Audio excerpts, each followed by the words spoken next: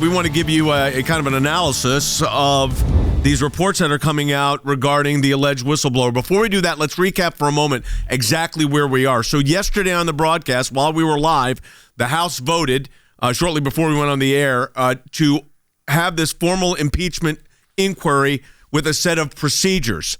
These procedures were outlined in Resolution 660. It is the way in which they will proceed forward. Now, there's three phases to this. The first phase is the intelligence investigation, which is done in secret, as if it was a grand jury, except it's not. That is already ongoing. No lawyers are able to participate from the president. No agency lawyers from the various agencies involved are allowed in.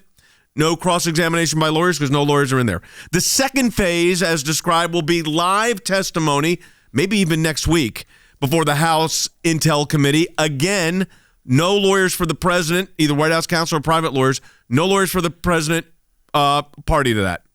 Third, goes past that, it will be a proceeding before the Judiciary Committee where there will be an allowance of counsel if, in the chair's discretion, there's not been invocations of privilege or witnesses not coming forward to testify, which, as I said on the broadcast yesterday, is basically saying that if you, in fact, exercise a constitutional privilege, we may revoke your right to participate in the trial. What's interesting here is that we may have these open hearings beginning, but there will not be counsel there so long as those hearings are at the Intelligence Committee.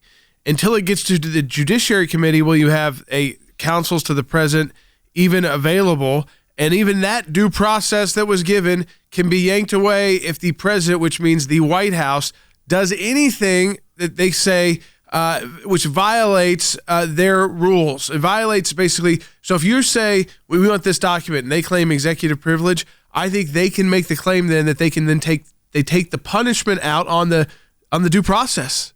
They've decided to dangle due process as and the right to due process as the punishment for not doing what they want every step of the way, including just an exercise of constitutional right, like claiming executive privilege. Right. Claiming petition, hey, we need a court to determine this. And so again, I think what's more interesting though about the Today Show, what we're getting into is that the origins of all of this, where this was from now we're starting to learn about it, is the same person who started the Russia origin. Yeah, so we're gonna get into this. Report's coming out of Real Clear Investigates, which is part of Real Clear Politics. There's an overlap between the Russia collusion investigation and this individual that is the whistleblower on the Ukraine call, except he wasn't on the actual call. So Jordan's going to set up for you kind of the overlay of where these two intersected.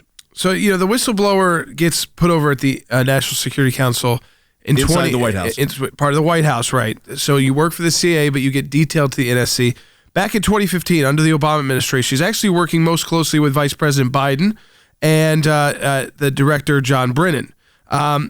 He then gets held over into the Trump administration. So that's how he was still there. And what holdover means is they continue to work even though there's a change of administration. And he was still there a little bit after when Jim Comey was fired, and the Mueller investigation starts, about when he was detailed back to the CIA for leaking information. So let's talk about that leaking of information. Again, the alleged whistleblower here. This is involving the Russia collusion investigation that ends up starting by Bob Mueller. So this is, remember, Russia, that all begins way before 2017 because you have the dossier, you have them going after President Trump during the transition, so even before he was taking the oath of office, so pre-2017.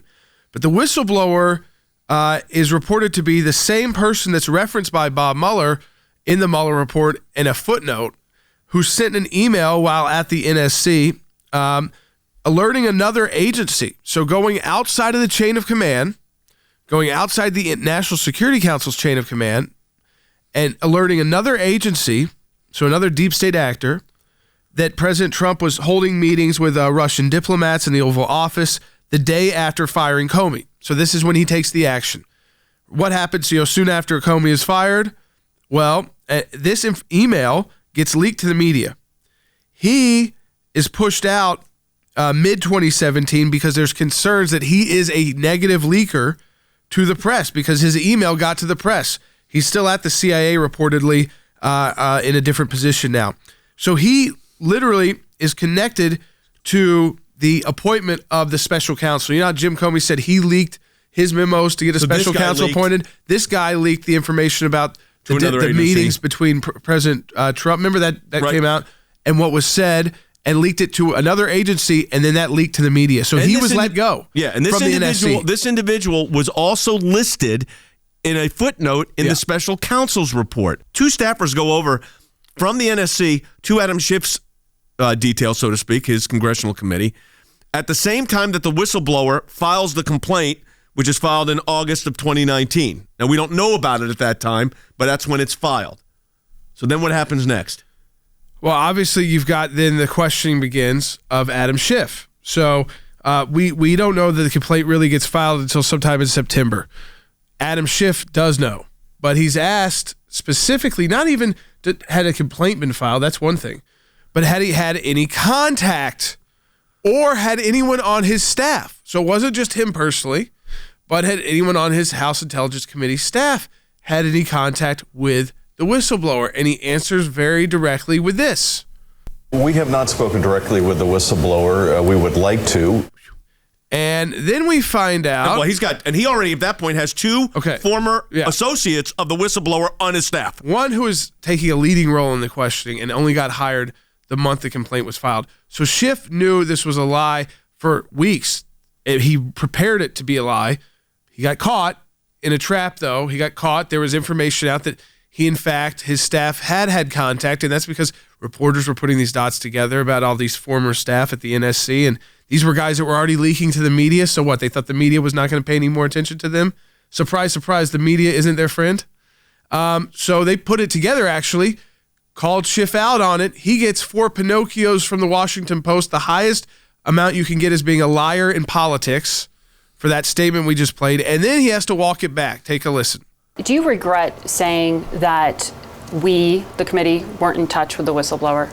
I should have been much more clear, and I said so the minute it was brought to my attention, that I was referring to the fact that when the whistleblower filed the complaint, we had not heard from the whistleblower. We wanted to bring the whistleblower in at that time, but I should have been much more clear about that. First of all, he's got the staff persons already made there. aware. This is a guy that's like, the only thing he's aware of is going after Donald Trump.